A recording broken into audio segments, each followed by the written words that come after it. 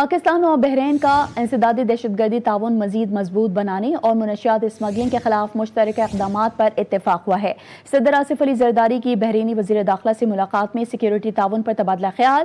بحرینی وزیر داخلہ نے محسن نقوی کے دونوں ممالک کے مابین تعلقات کو فروغ دینے کے حوالے سے صدر زرداری کے سامنے خصوصی ذکر کیا۔